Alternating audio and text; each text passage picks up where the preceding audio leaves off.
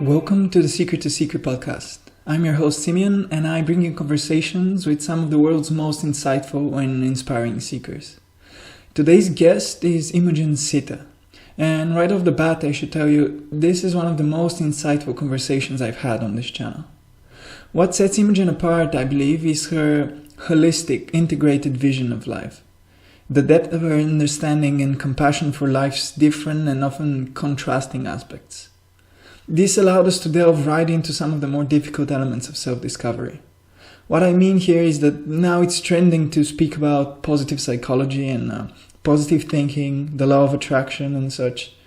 And while all these have their value, I believe it is equally important to become intimate with the darker aspects of ourselves and the world. To integrate our personal and collective shadow, as Carl Jung would put it. As I have discovered in my personal experience, it is through facing that within us which we deem unworthy, shameful, even evil, that we gain a level of humility, compassion and integrity that is otherwise just impossible to acquire. So here comes a conversation where Imogen and I speak at length about the shadow and the journey of embracing it. We talk about the nature of awakening and also about the role of relationships, intimate and otherwise, on the spiritual journey. So, without spoiling it any further, I bring you my conversation with Imogen. I hope it brings you as much peace and insight as it brought me. Enjoy. I wanted to ask you about, you've spoken before about your path, of how you started into TM movement and then going through some really tough hardship and then going through different personal crises which led you to greater understanding. But recently I've been thinking more and more about this, essentially the existence of suffering, because I've discovered that me doing personal work or spiritual work or however you would call it, it feels sometimes it's easy to feel like the closer you are to God, the more peaceful and loving and calm and happy you're supposed to be. But then I find that sometimes I feel closest to that, whatever it is, however you'd like to call it, that ultimate ground in reality, when I experience profound suffering. And recently I've had my small share of, facing it, encountering it in my personal life. And this kind of made me wonder about, your take on suffering, because you've really gone through some deep suffering. And I wanted to hear your perspective on it, because I'm not quite so sure that growing means abolishing suffering and that suffering is something you should kind of sweep away. No, I don't think suffering is something you can sweep away either. I think that's a nice idea, but it's something that we all experience. I actually want to define what I think of as suffering, maybe to answer your question a little better, because I think there's a lot of misunderstanding maybe about what people are talking about, because we all have ideas about what words mean, because they're conceptual. They can mean a lot of different things to a lot of different people. For me, suffering comes in with the non-acceptance of what is. So this is where I suffered in life, for instance, is when there was a lot of non-acceptance of various emotional and physical states that were happening in my experience, situations, interactions, relationships, whatever it might be. So I don't feel that you necessarily have to suffer that, but you have to experience it. And that's the difference I want to point out, is like, I suffered them because I didn't want to experience them. And when I allowed myself to fully meet everything that was arising in me, I wouldn't necessarily call that suffering anymore, because there was a full acceptance of what was arising in me. Now, was it pleasant? Was it happy necessarily? No, not at all. But at some point there was a recognition of, I'm not actually suffering this in the way that I once was. So that's why I want to make the distinction, maybe. It's like we can intimately feel all aspects of our life. And that's not just the good stuff, it's the bad stuff too. In fact, I would even like sort of do away with both of those labels and call life as an intensity, different forms of intensity, different flavors of intensity. As to whether we need to suffer them, this I think is a question mark. And I think this is more to do with whether we have the capacity to meet each moment in the present moment, rather than running away from that and feeling like we have to run away from that. Yeah, yeah. I agree with, yeah, I've also been conceptualizing suffering as essentially resistance to what is. And then I've been reminded of, the Buddha's idea, which was actually such a revolutionary idea, just, the first base noble truth was, living is suffering. And then he says, living is suffering. There's a way to overcome suffering, and this is the way. And his way is, sometimes people simplify it as abolish desire, but I think what the Buddha meant by desire is this expectation of life that life doesn't meet. And then this is the kind of the resistance.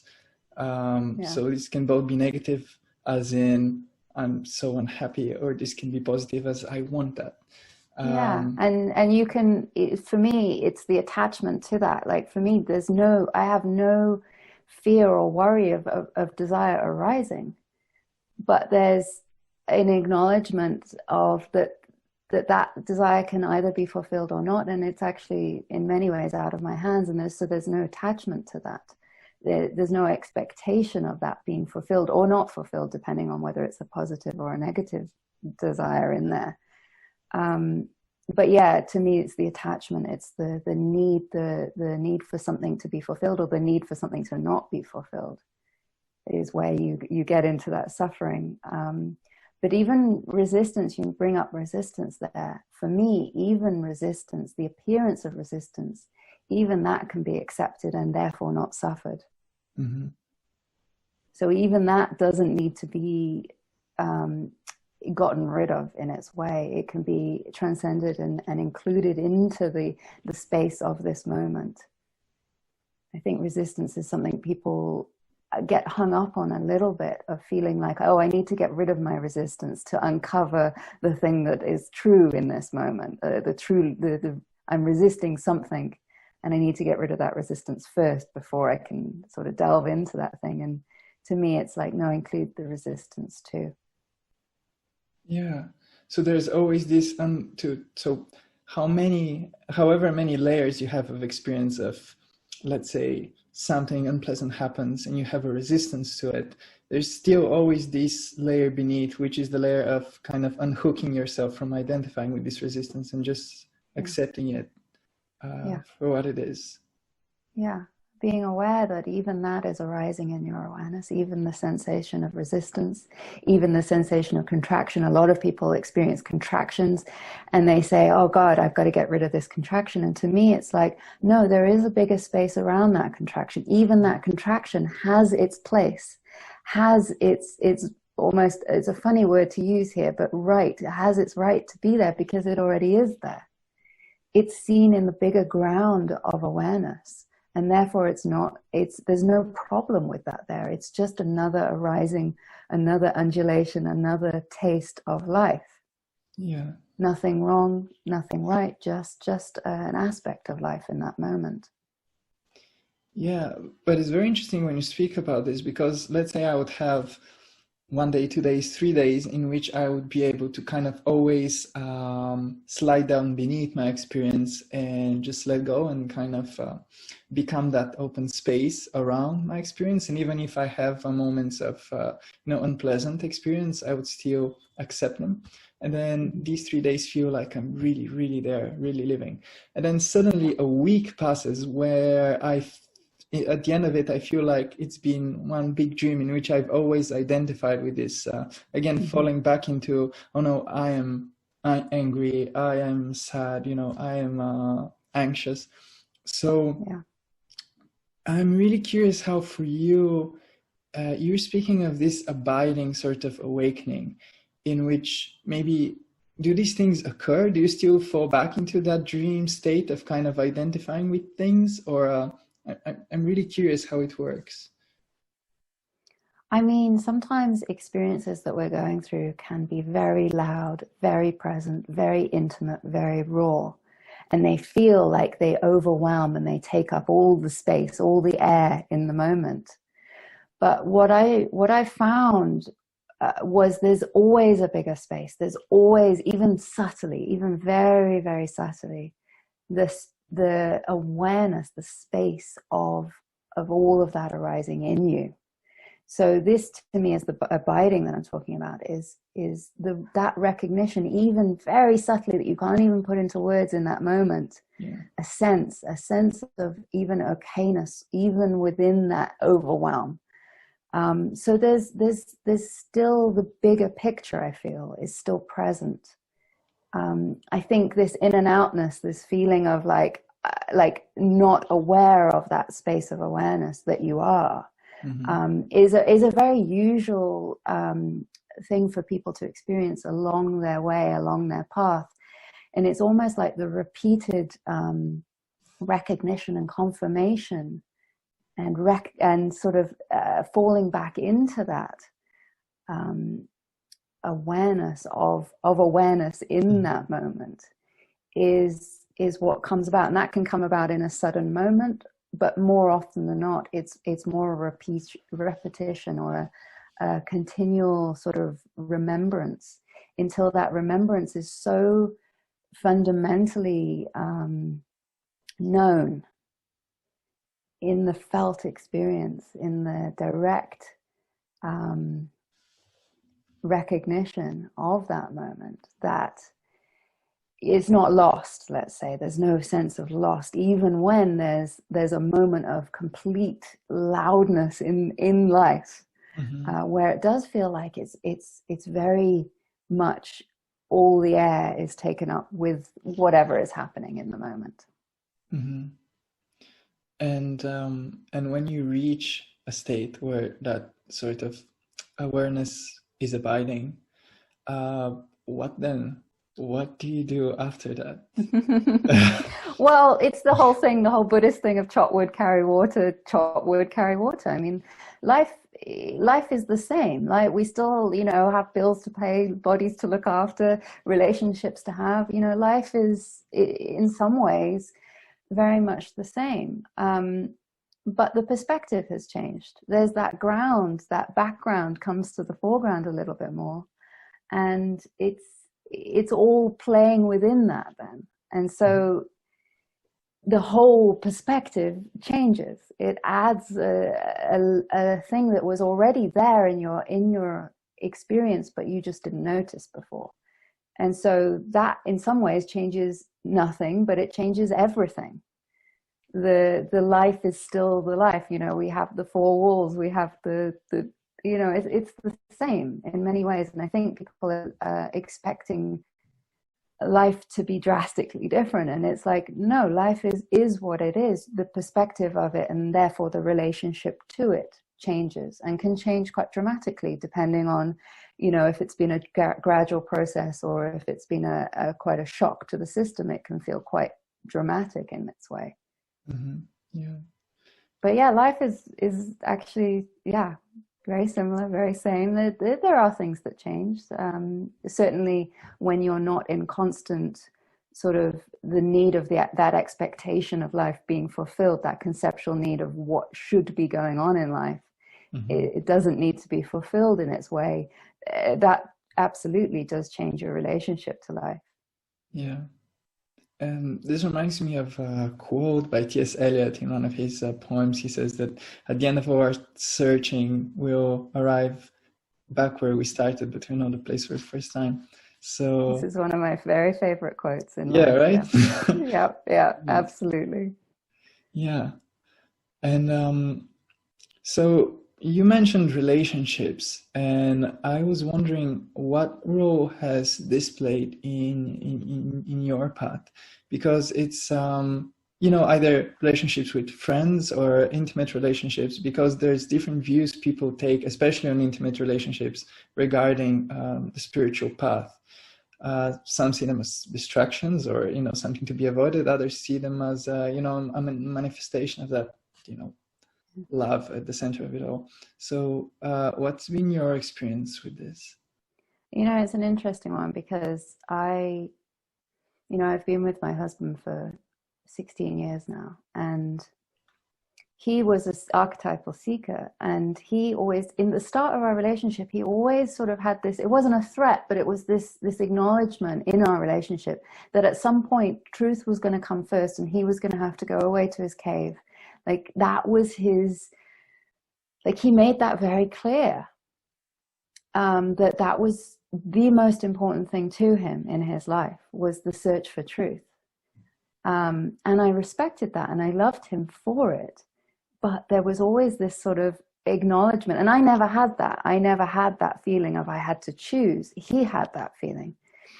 And yet in our relationship, I feel that our relationship itself was the catalyst for awakening. It wasn't in spite of the relationship. It was in some ways because of the relationship. Relationships for me provide a mirror if you see them that way. You can not see them that way, and then maybe that's what other people are talking about them being as a distraction. But if you use those relationships and see them as that mirror of life, that mirror that points back to yourself, and where in yourself there is still some misunderstanding, where there is still some triggers, where there is still something to be seen. Mm-hmm. Those relationships, particularly intimate relationships, but they can come in all forms actually. A relationship between a teacher and a student, a relationship between two friends, a relationship between a stranger on the bus and the bus driver even. They all have the potential to provide, I feel anyway, have the potential to provide a deep mirror if you see it that way. And so for me in our relationship, it has provided such an area of growth for both of us, and in different ways, but it's been really beautiful. And I can't help but feeling that every step of the way, the ability to have that mirror such on close hand, if you were to think of it that way, it meant I couldn't hide from anything, which meant on the other side of it, it got very intense. It can still get very intense. Sometimes you can want to hide from the stuff that you don't want to see, and so then that can create some trouble. But with our relationship, what we've discovered is communication is really the key to that. Open and honest communication about where we're at, not being afraid to double down, and not being afraid to hear what needs to be heard in those moments, having truth as the compass, having love as the compass. Mm-hmm. Love for me isn't some nice, sweet, fluffy thing necessarily. Love comes in so many different forms. Love of the other, for me, comes down to wanting the best for the other. Even if sometimes that best is walking away or whatever it might look like in the moment, wanting the best for the other, but not compromising that love of yourself as well. It's both. Yeah. And sometimes those can feel like they're in conflict, but if you stick with it, it always deepens down into a deeper understanding of each other, and therefore a more love of each other, actually. Yeah. When you're talking about a relationship as a mirror, this always reminds me of my brother. I have a younger brother, and he has a very, you can say he's like a hot-headed person. And he has this incredible ability to always find the crack in my facade of calm and like peace and understanding and like really fire me up. And like, he's one of the greatest spiritual teachers I've had, really, because again, he's always there to show like, aha, you're not, you're not really there yet, because there's still this part of you that clings to whatever it is. So, I found And if the thing is, with your brother, there's a real deep knowing of love there, and with Martin, there's a real deep knowing of and trust of love there. And so even when they are showing you something which you really, every part of your physical being is like, I really don't want to be like, I don't want to hear this, you know. But somehow with love, the truth can be heard. With love, even if there's immense resistance to it, immense sort of denial of it, even, with love it can be heard somewhere in the heart. It can be heard. And so it doesn't have the same harshness that it can sometimes feel like if there's not that love and trust there. Mm-hmm. Yeah, that's true. And and while we're on this subject, I've been very fortunate in my life to not encounter a great deal of malevolence towards me and other people. So we kind of spoke about the role of suffering, but then there's also something else, which is malevolence, which is kind of the willful creation of suffering. Have you encountered that? And what's your experience? What's your view on this? And how do you deal with it? Yeah, I have encountered that. I've encountered it a number of times, and I've been not only for me personally, but being very close to that. You know, I used to really struggle with that, and I used to really struggle about how to deal with that. I was a much sort of a people pleaser and a pushover, and so found myself in situations where I could encounter more of that malevolence and not understand why I was encountering that malevolence, and sort of really struggling with that in myself. My perspective of it has changed over the years, and I think it still is in progress of changing, actually. But my sense of it is even malevolence is coming from a place of someone actually wanting to be loved within themselves. And I know that can be a very controversial thing to say. And on the surface level of action, I'm not condoning the action in any way, shape, or form. So for me, it's seeing this in two terms and seeing this in two ways. The surface level and the boundaries that it's necessary for us all to take care of ourselves, and what it requires of us to be loving towards ourselves, which is sometimes a big, strong, fat no. Mm-hmm. And taking yourself out of that situation. But I feel that in the same stroke, while that is true, the deeper understanding ultimately has to be recognized that even someone who is acting in ways which we don't condone and we don't want to be around, and we actually want to stop, we want to encourage them to not do that action, or even in extreme cases, you know, you have people literally, you know, taking them out of society or whatever it is when someone's doing something really harmful to a lot of people. But still within that, recognizing that a lot of the reason we do things to others, a lot of the reasons we act in ways that are harmful towards others, is because ourselves, we are struggling with ourselves. We are struggling to come to know ourselves. We're struggling to come to love ourselves, to accept ourselves. I feel that all people in this world are looking ultimately for the same thing, mm-hmm. which is love and acceptance. But due to our sort of family situations, our learned conditioning, our society, we go about it in ways which often looks like completely the opposite. Because we don't know how to look for that. We don't know how to find that within ourselves. And so we're looking for it in sometimes very, very destructive ways. So for me, it can be both. There is space for both. It seems like a paradox, but the deep compassion and recognition of why someone is doing what they're doing can be there, while still the recognition of, no, I don't like that. That actually is harmful towards me, or that I'm seeing that you're being harmful towards another. So that understanding, though, has to come from learning what love is myself, mm-hmm. learning what compassion, acceptance is myself. learning what trust of life is myself. You can't sort of know that of the other unless you've learnt it of yourself. Yeah, yeah, that's true. And also in my experience, sometimes when I see somebody really close to me, when they fall into the trap of, anger and maybe even hatred and, just abandoning themselves to these emotions. And when I observe this and I know it might be hurtful to me, but then it will quickly pass away. But I know that the most damage that it does is to their own soul, really.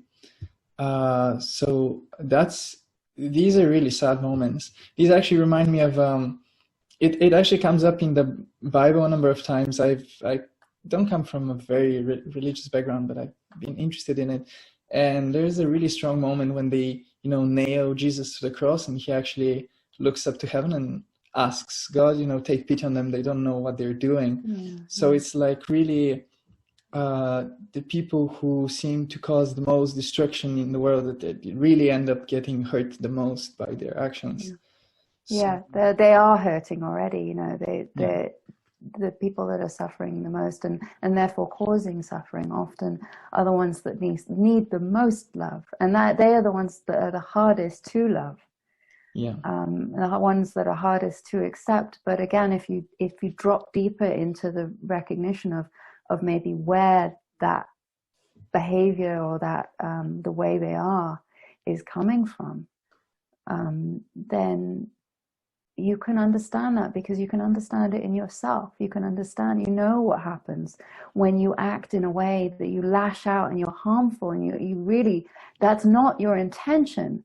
Or maybe it is your intention because you're in so much pain yourself. So it's very easy to suddenly understand that in another if you can understand it in yourself and accept it. I mean, I feel that, and I was a big one for this, I was avoiding all those aspects of myself, all the potential that I was trying to be the good girl, Mm.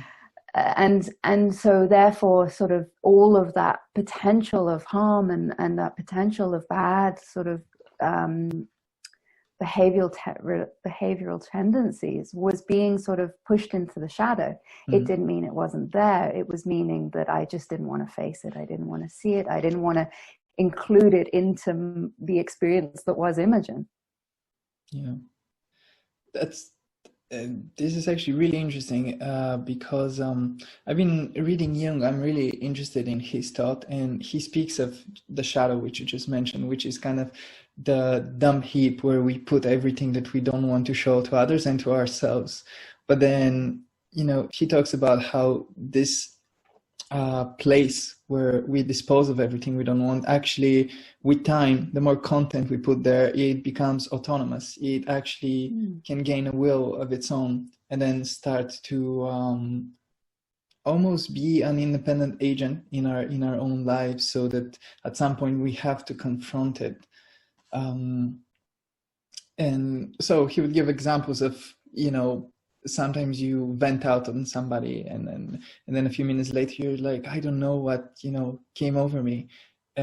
Why did I do this? And this is just this thing coming out of you. So have you had to encounter your own shadow, and what was that process like? Oh yes. Oh yes. Yeah, I did a lot of work throughout my life on all the positive side of things, and everything was good. And there was this whole shadow that I was almost in complete denial that existed, actually, at certain points. And when that recognition or that awakening occurred, it was like the lid came off of that shadow. And so then I was finding it was seeping into my life in a very dramatic and raw way. There was no ability to resist, or there was no structure to put that back in its shadow, in its box. So yeah, I absolutely had to. I felt like I was having the worst aspects, what I thought were the worst aspects of humanity, marched out in front of my very eyes. And I had to come to terms with every aspect of myself. And when I say every aspect, I'd already come to terms with what we would traditionally call the positive aspects. But I was very much, all of the things that I was trying to hide from myself, I was very unfamiliar with. And so it felt very intense. It felt very unpleasant. There was moments, I remember I was talking about this with someone the other day, there was moments where I was literally curled up on the floor of my bedroom, post-awakening. This is post-awakening. You know, you think awakening sorts all of this stuff out. Now it does, but not in the way you imagine, for me at least. And so I was having to feel, more importantly than think, but I was having to feel everything coming up, all the things that I didn't want to feel, I was feeling. And it was like life kept putting me in situations where I couldn't hide from myself anymore. I couldn't hide from that shadow. It had to be included in. And, you know, I think of awakening or enlightenment. I like the word enlightenment, to break it down, to enlighten. And to me, that was the process. It enlightened it brought light to that shadow. It didn't get rid of it. It didn't need to get rid of it. It just saw it. It saw it for what it was. It brought light to it. It allowed me to bring awareness to all aspects of this embodiment. That's what I would call it. And that's a process that I feel is still happening. I still occasionally hit up into pockets, you know, like you're going along in life. I don't even have to look for them. You know, you're going along in life and you find yourself in a new situation that you haven't found yourself in yet. And there's something, and you go, oh, look, I didn't even see that was there, but there it is. Mm-hmm. And so for me, the process now has become familiar, and I trust it. Like I don't ashamed of it or hide from it, or I'm in any way avoidant of it, because to me, it's a wisdom. It's a learning, and it's a seeing of the wisdom of life. You can't have the light without the shadow. You can't have the shadow without the light. It's just different textures of life. Mm-hmm. And to me, it's nothing to be afraid of. It's nothing to be ashamed of. Is it intense? Those things that you've put in that box and locked away with a key? Yes, very. It can be very intense. But I also have this sense that we don't get what we can't handle as well. Mm-hmm. Yeah. It's very interesting. To me, it sounds like the same way you approach evil and malevolence in the world outside, you use the same language to describe the way you work with the darkness inside of you. So it's kind of the same process. Because I don't see a difference, actually. That's the truth of it. It's on a different scale. It has a different texture to it, but it's the same. To me, it's what I feel that life is the acceptance of all of it. It's the non-judgment of life in the broadest terms. I mean, obviously you can make distinctions between things, and that can be seen as a judgment on a surface level. But in a deeper aspect, the recognition of all of this is life. All of this has its place, has its moment, has its right, in a way, to life. It is life. And so I don't make those sort of distinctions between life. I just see the different texture of life, rather than judging it to be right or wrong in terms of its fundamental necessity, I guess is the word that's coming up for me in life. Because I feel like if it's arising, if it's happening, it is a necessary aspect of life. Mm-hmm. Yeah. Particularly in terms of wisdom. Particularly, like I don't know, if I see the lens of life through the wisdom. I see that all of life is wisdom, all of life is growth, all of life is learning. It's not, but that doesn't necessarily equate to comfort, human comfort, our idea of having a comfortable life. Yeah. It's the more I've kind of looked into it, the more natural it's become for me to see life as essentially teaching. I don't know how you feel about this, but in my life, I've had a few occasions where it's been clear to me that there is some organizing principle that has its own consciousness or will, you can say, which interferes with my life, certainly. So whether you can call it God or fate or whatever, I don't really know. I felt it. And so I had this thought the other day that there's things that you can talk about. Like for example, people who've had psychedelic experiences, they always say, oh, you can't talk about it, you must have the experience. But then people use this language for all kinds of intense experience. But then I think this applies to all experience in life. You can never really talk about something, you can only go through it. And so it makes sense to me that life is essentially, the flow of our life, the flow of our experience is essentially speech, is essentially God's speech, in which God delivers the teaching, which is the wisdom of going through it. So I'm just in the process of thinking about this, but it really gives another richness to life to kind of see it as teaching, as wisdom. And it's very interesting to me that it seems more and more that the teaching is to just let go. In the beginning, it seemed to me like the teaching is you must become this, you must become that, you must order your world in the best possible way. But then it seems more and more to me that it's just about letting go and accepting, like just removing any instance of resistance you can find in your in the way that you encounter the world, which is very, very interesting. Yeah, I think that there's a deeper wisdom teaching there. I think we are all in different places in our life, and we all, from that perspective, we get what we need in terms of teaching, in terms of wisdom. And for some, it might be a very strong, you need to practice this, you need to meditate, this what you were talking about earlier is like, and then for others, they've been doing that and they come into a place of understanding of, actually there's no one to be practicing this. This is just life moving through me. And so different things, we hear things differently depending on where we're at. And so I think that's why you get lots of different teachers and teachings out there. And, and I feel like some work for people at a certain point and others work for other people at different points. All teachings, however, I feel all of them need to be translated eventually and let go of. And then we need to stand in our own direct experience of life. But teachings can be helpful pointers, but they're never it. Yeah. They can invoke a looking in yourself. And I always encourage whoever I'm working with, I'm like, don't take anything I say for granted.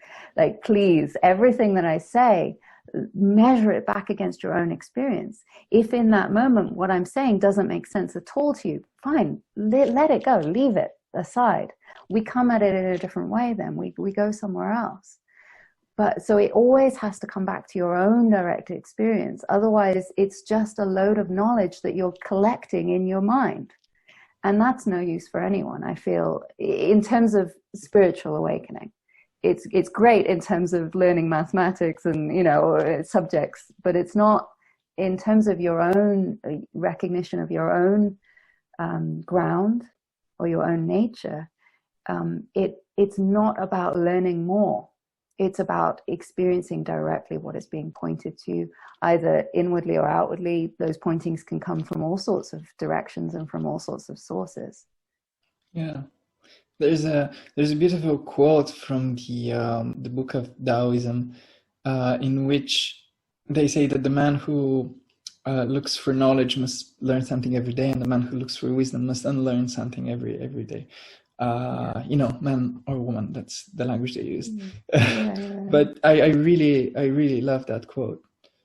And also there's the sense, I don't know who said it, but it's like at some point you have to choose whether you want a PhD in awakening or you want to awaken, which is, again, I think very true. Yeah. And so, these teachings and pointings, wherever you find yourself, there's many different, ways into that. They are good to a point. But eventually they have to be transcended. They have to be transgressed even. Sometimes you actually literally have to throw them out. Sometimes teachings provide a point of going, no, that's not it even. Mm. When you are recognizing something in your own life that is blossoming, that is opening up, even teachings can provide an opposition to that, and they're teaching you something which actually doesn't feel true in you. And it's like, where is your loyalty in that moment to an idea that someone is putting forth in you, or your direct experience? And I say just stay open to all of it. But my primary custody, my primary loyalty is to my direct experience, even if that direct experience seemingly puts you in a dead end. To me, even that will teach you something. Even that will give you wisdom. So there's no wrong turns in that way. There's no wrong turns. It might just, your path might feel a little more windy and long-winded, but that's okay too, because that was sort of your destiny to live out. Mm-hmm. Yeah. And when you think about life, and actually, I always start my questions when you think this, when you think that. Is thinking the leading, the leading way you interrogate life, or is it feeling, or is it something else entirely? It's absolutely not thinking. Yeah, I think it's funny because, I'm speaking without any sort of thinking going on. Often I'm like, what happens is it feels like life just is moving through me, and there's all these words coming out, and often I'm as much surprised by what's coming out as the person I'm communicating with. My life is absolutely felt, primarily on the felt level of experience, I feel. And that felt can go from the very gross, obvious, loud feelings to the very, very subtle, energetic, just, you can't even put words to it. So that felt level is to me, what I would call the embodiment. It has form to it. It has undulations and textures to it. And that's how we know life. That's how we experience life, is through the felt, I feel. And on top of that is a tiny, if you see it in its right form, is the thoughts, the brain, the mind is a very small part of the experience, actually. It just happens to be a very loud part of the experience. Yeah. And it has the tendency of wanting to overrule everything you're feeling, so to say. Yeah, and yet if you see it for what it is, you see it for its, it's a small part of the experience. If you see that, then there's even room for that. There's no need to dampen or reject or fix or get rid of the mind. The mind to me is a beautiful tool. I think the mind has amazing capabilities, but it's very limited. And so it's much more limited, I feel, than the felt experience. But even the felt experience isn't the wholeness of it even. So it's more seeing life with all of the tools that are available to us as this body. But primarily, the mind is not where I look to for most of my experience of life, I'd say. Yeah. So now I want to ask you something quite practical, which is we spoke about how you've been at a very low point in your life previously, and I'm sure that some of the people who will be watching us will also find themselves in a similar situation. And I've found that it's easy to speak about suffering when you're okay and not suffering. It's very different when you're inside of it. So what helped you? And because I know that you were suffering greatly, even though you were practicing meditation very diligently.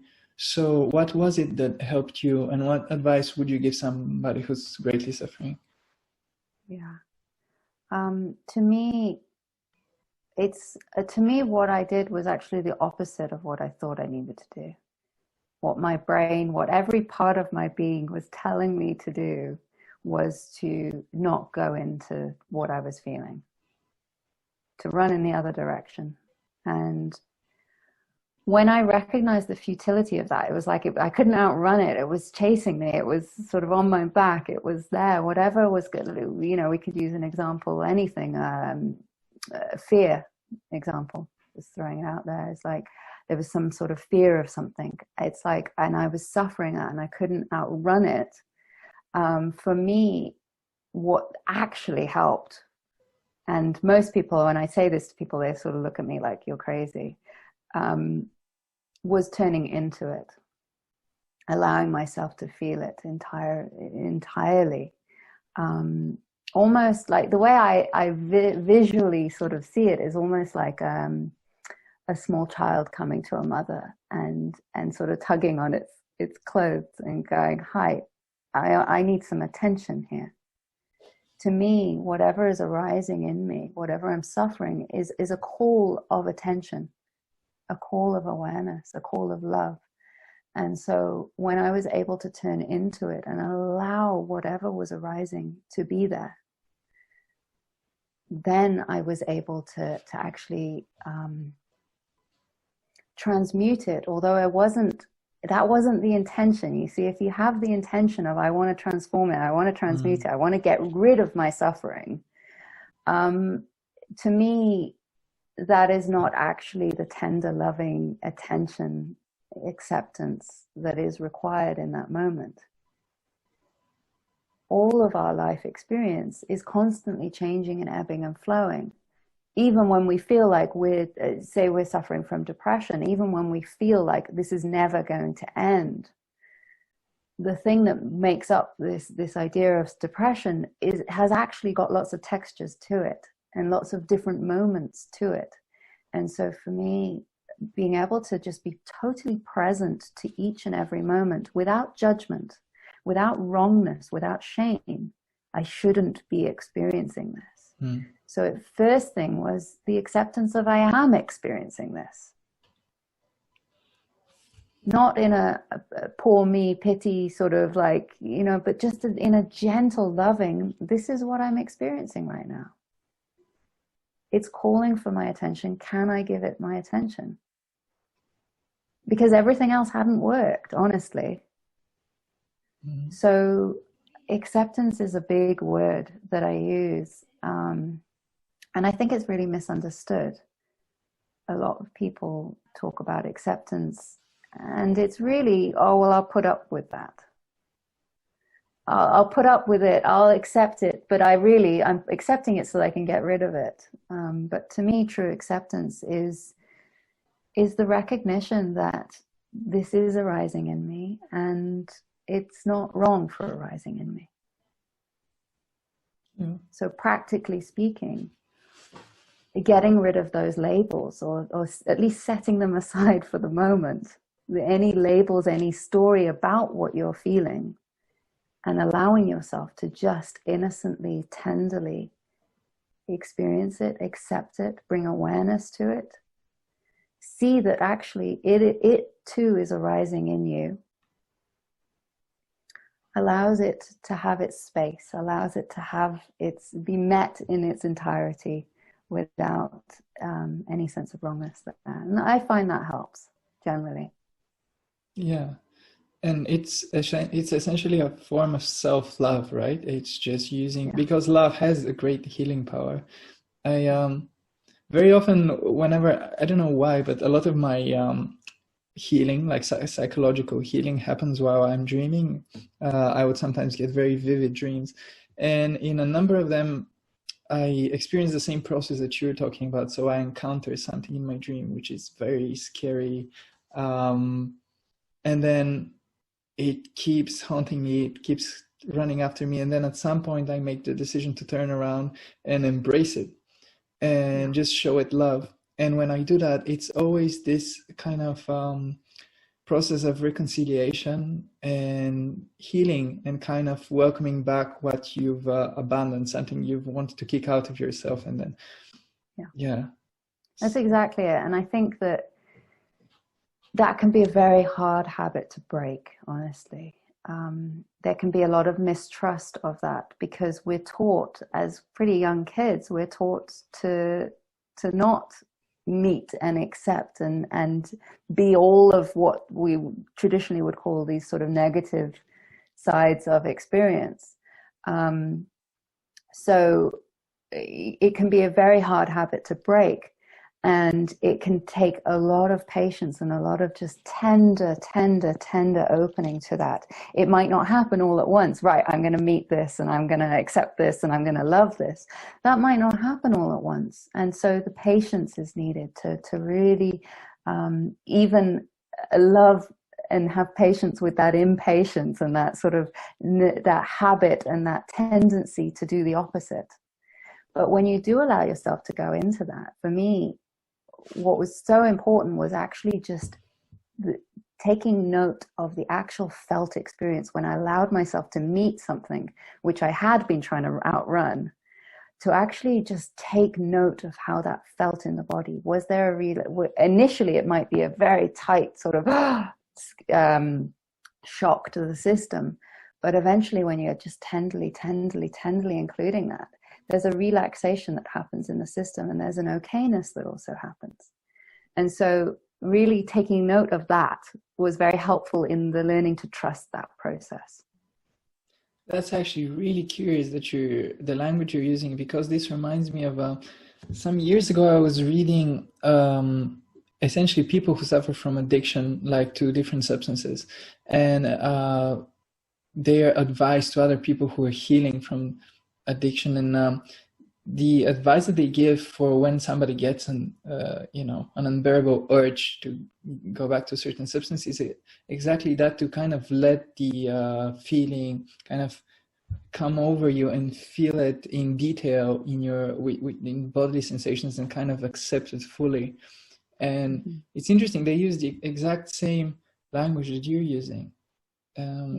It's, for me, we learn through feeling. We learn through the felt experience. We learn more than we can talk ourselves into something.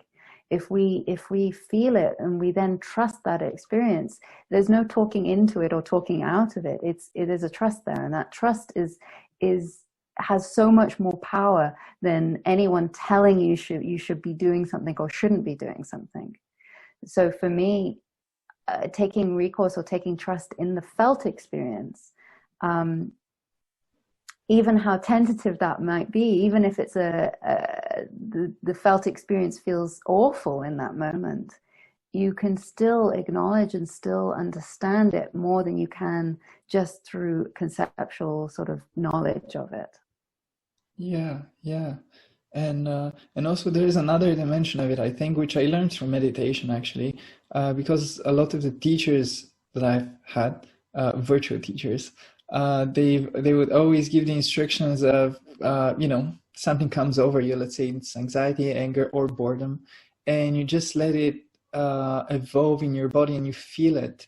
And that way you no longer identify with it. You see it as something that's happening inside this sphere of awareness, but it's not you. You're no longer it.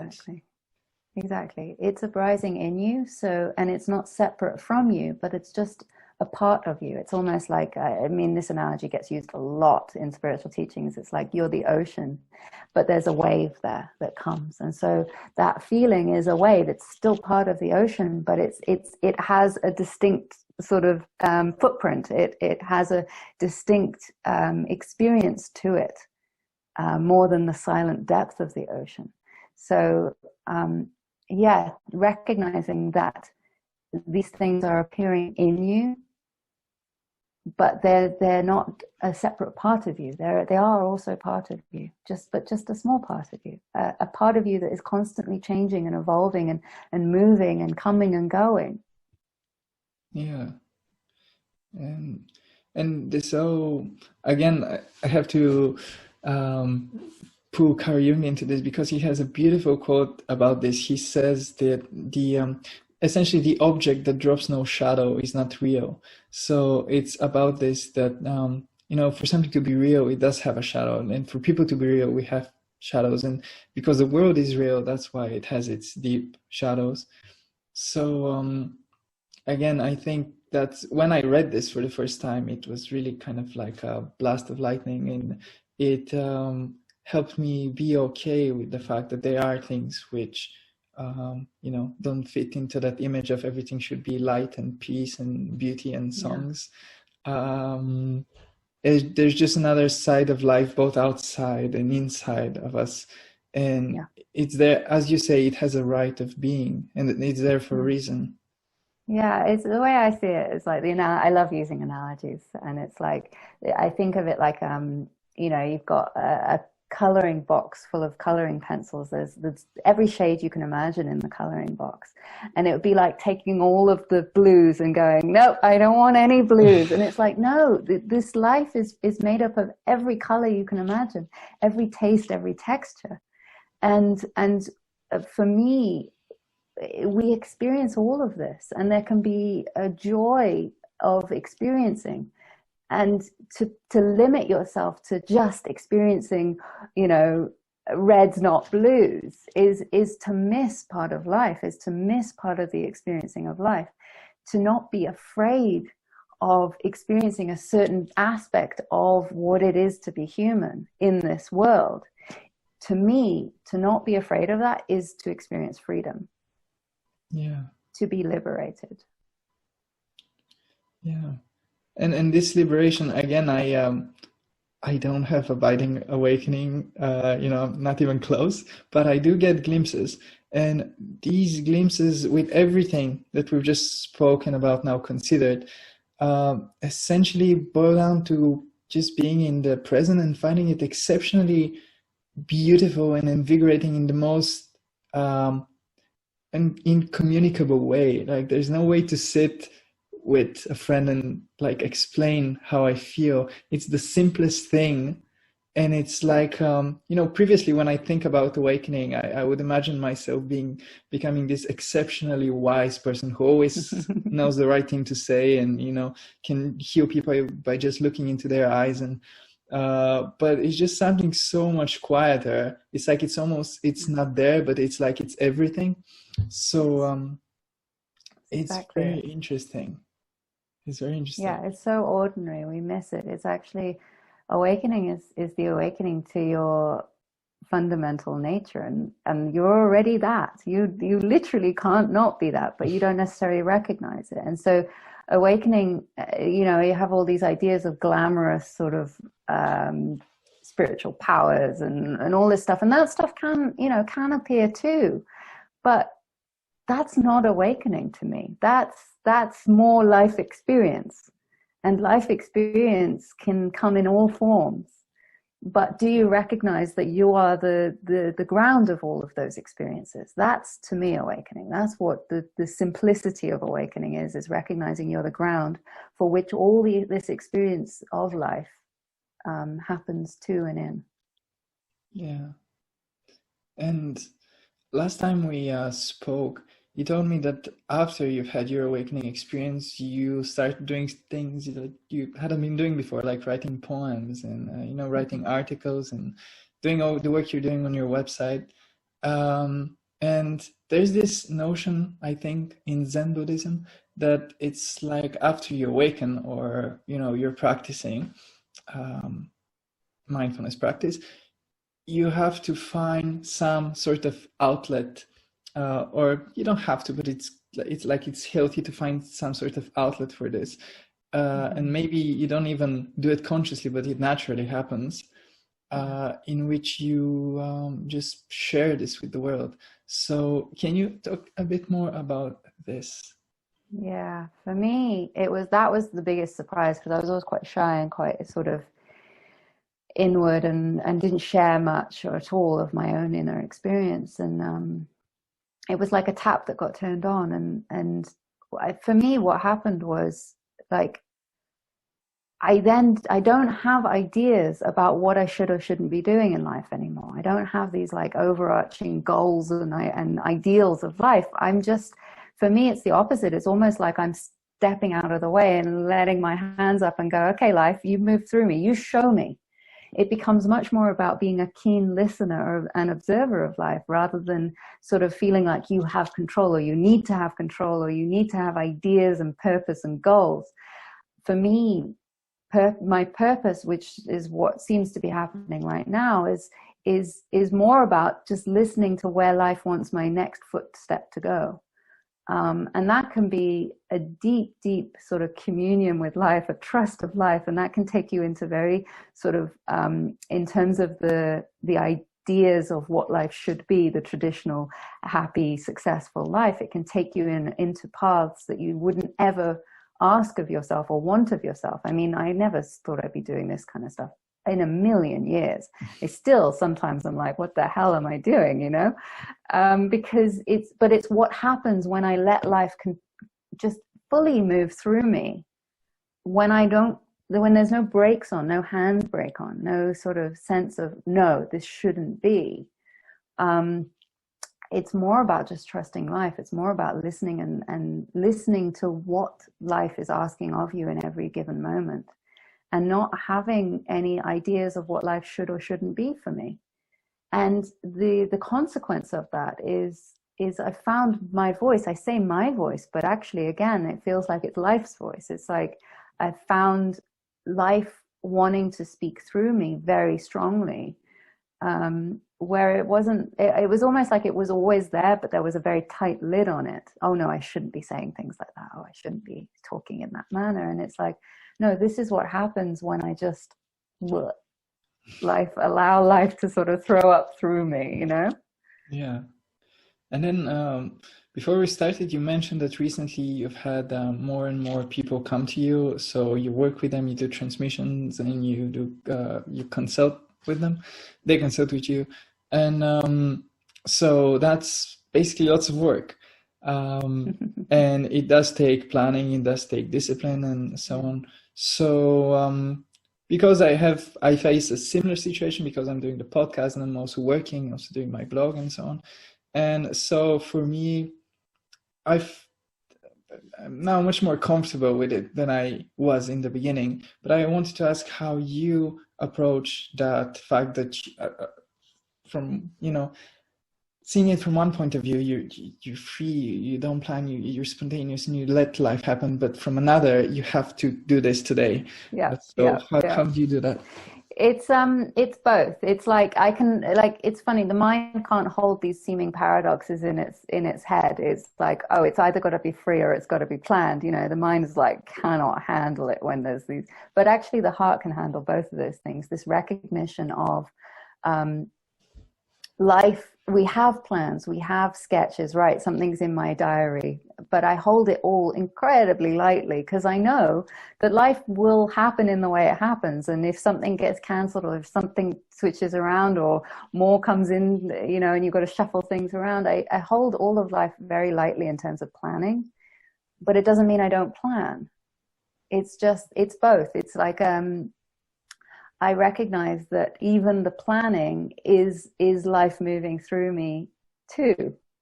And so even that becomes the grace of life, I don't see, I get into, talks with people about free will, and I sort of come on the side of there is no free will. There is the appearance of free will, but I don't see that there's actual free will because I can't even make a single thought happen actually. Yeah. So how am I in control of all of this?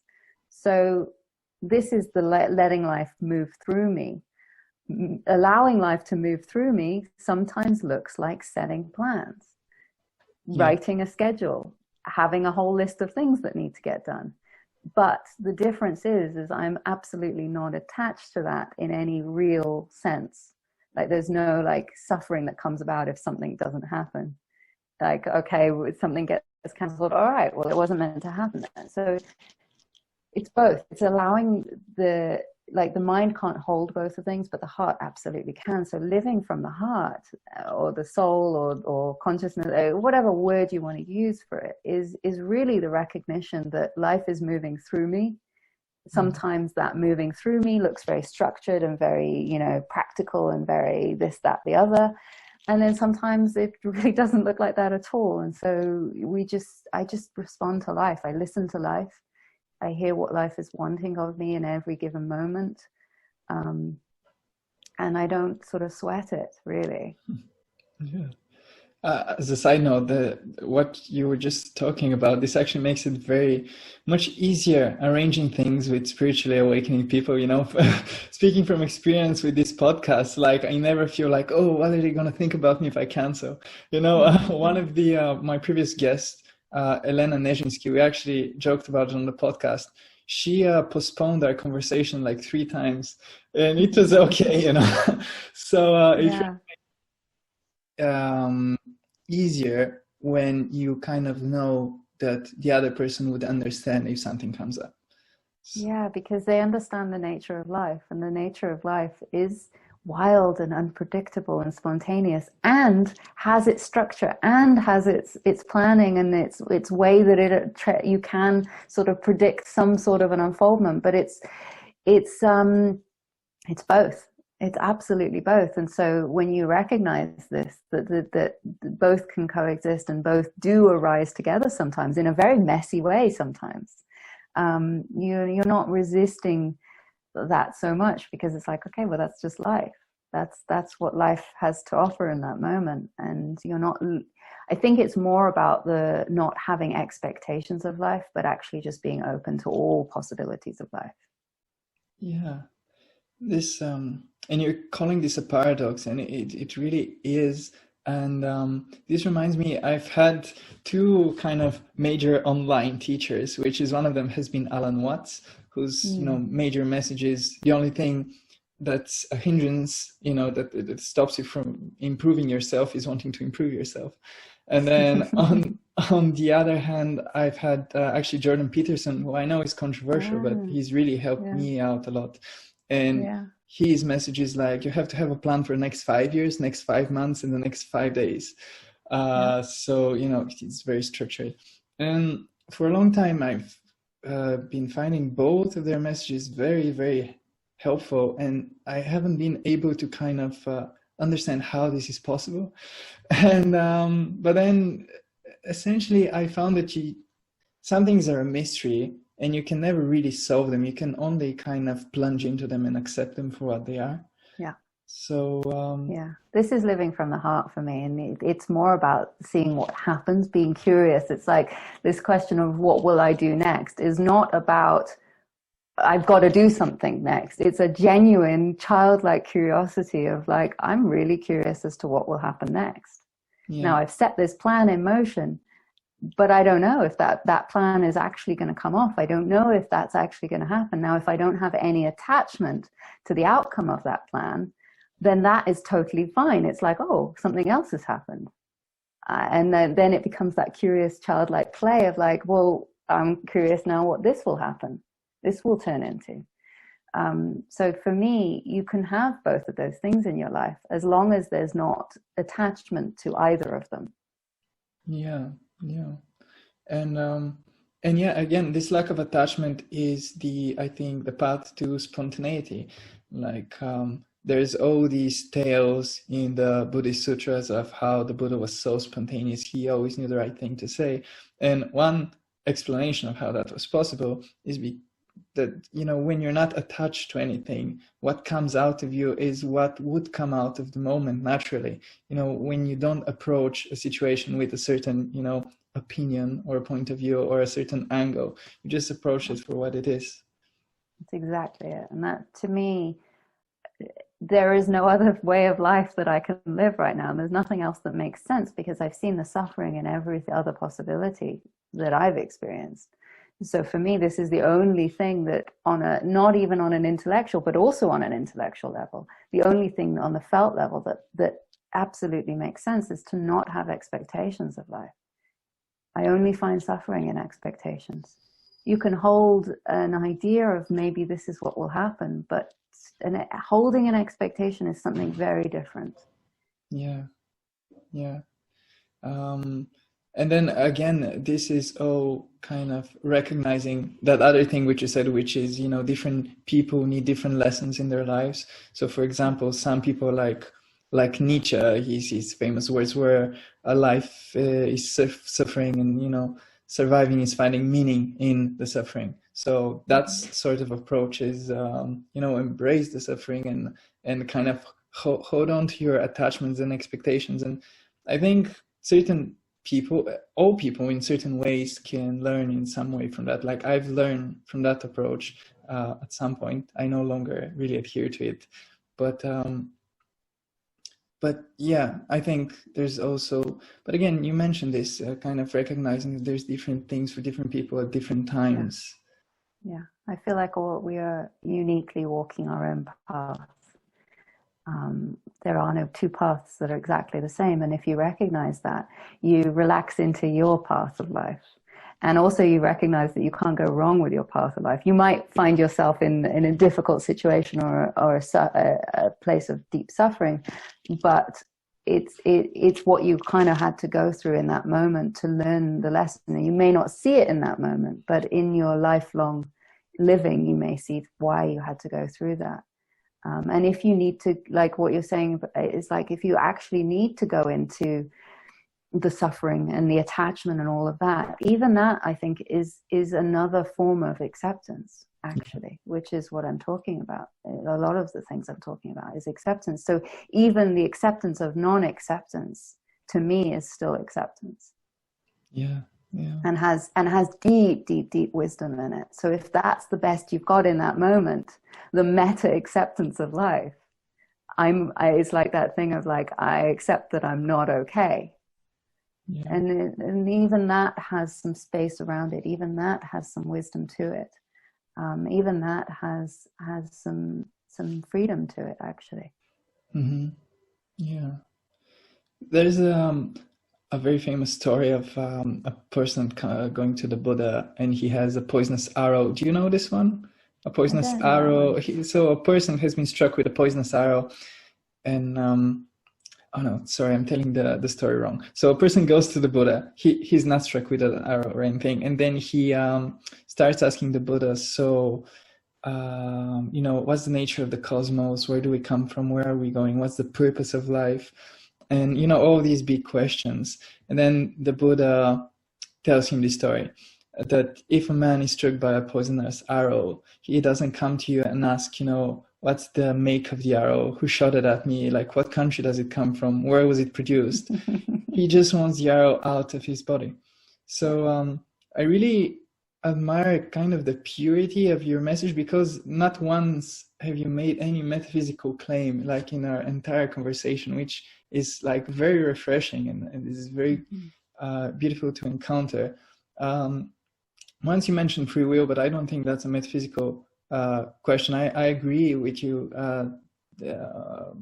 Sam Harris, one of his, when he talks about free will, he's like, name a movie, and you name a movie, and he asks you, why did you name this particular movie? Did you see all the movies you've ever heard of and like select one purposefully, or did it just pop up in your mind? There you go. And yeah, it's a very practical thing for me. The discussion of free will, it comes down to a very, very practical application of like, well, okay, let's just look at life. Yeah. How is life working? I get that there's an appearance of free will and there's an idea of free will. But, when you have a decision to make between A and B, how do you make that decision? A bunch of thoughts pop up about A, a bunch of thoughts pop up about B, and you might feel like you're making a decision, but even where did those thoughts come from? Where's the sense coming? I feel like A, or all of these positive thoughts about A are coming, and all these negative thoughts about B are coming, but where did even those come from? And so without sort of going into it too much, but I think when you start to observe your life without assumptions, it seems like a natural conclusion to me. Yeah. No, to me as well.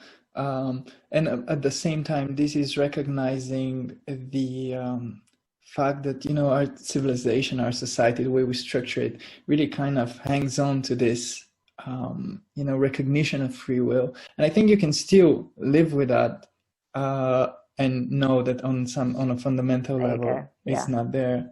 It's both. Again, it's the paradox. It's the fact is, and this is why I say the appearance of free will.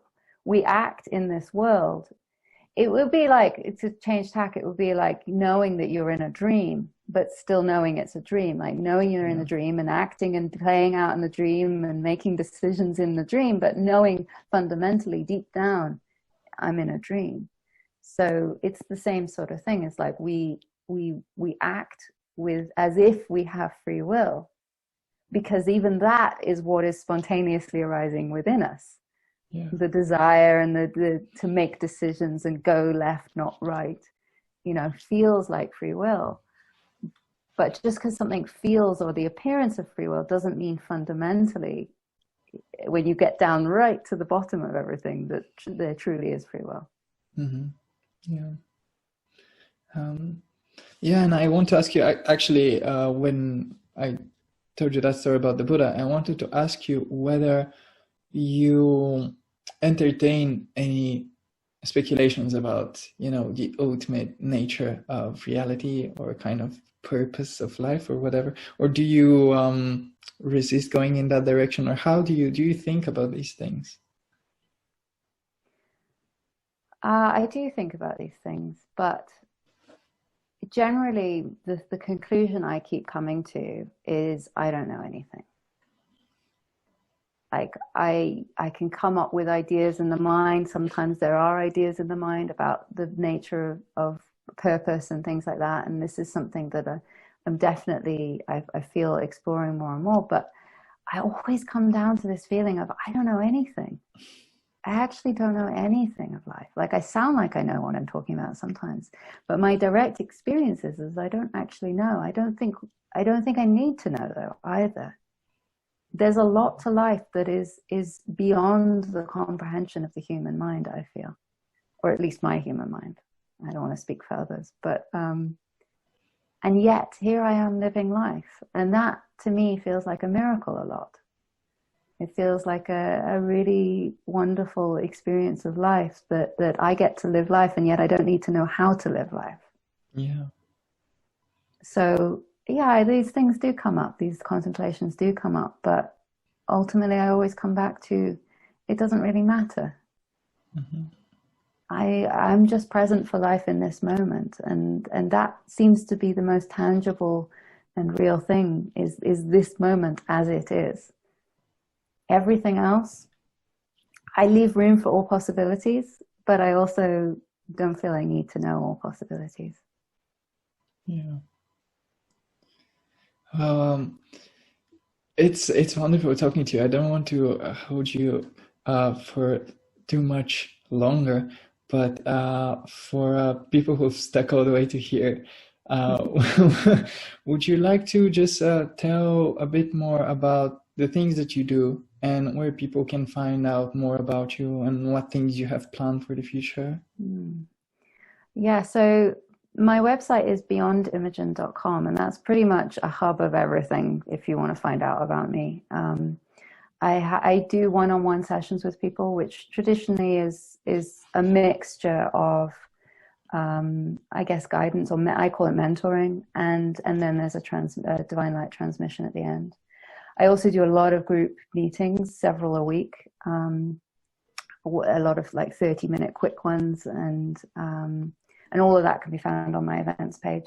Yeah. And I've been doing retreats, and I've actually really loved the format of retreats. I've got one coming up at the end of September, and it's a slightly longer one, 5 days online. And there's something about the container of a retreat which I find really special, and allows to go very deep. The way I approach retreats is mostly a lot of divine light transmission. So it's sort of doing the work on a different level, on an energetic level. And then we have a few sessions where people can talk and share and ask questions or whatever is coming up for them. Yeah. So I really enjoy the retreats. But yeah, beyondimogen.com is really, you can find anything you want. I have a WhatsApp group as well that allows people to get a real-time notification of what I'm doing. Yeah. But again, all the information is on the website. Yeah, and I've personally experienced one of your shorter transmission sessions, and again, it was a really, really positive experience for me. And so I guess for people who don't know what it is, my personal experience, what I was doing, I was just meditating, and you were there doing the transmission, even though I don't really know what it is, but it felt very positive. It felt healing. So how do you do the retreat online? What happens? So it's essentially several Zoom calls over the course of a day, and I try and space it out so that everyone can sort of attend depending on their time zones. Essentially, it's like every few hours there is another divine light transmission that I do. And then at the beginning, I'll give guide. I encourage people to put down their lives during the retreat and actually take the opportunity to do a sort of a home silent retreat. I mean, obviously, in this day and age, doing a physical retreat isn't so possible right now. So the online ones, I started. My first was in April, I think, and or May actually, and yeah, I just think they're a really nice opportunity to really immerse yourself in yourself. Actually, is how I look at it, and I do that mostly the divine light transmission. And meditation is the format, but again, the speaking, those sessions where we speak is also an important factor of it, because it can remove a little sort of a thorn in your side that is a little misunderstanding or assumption or a question or a doubt or something like that. So that I think they support each other very nicely.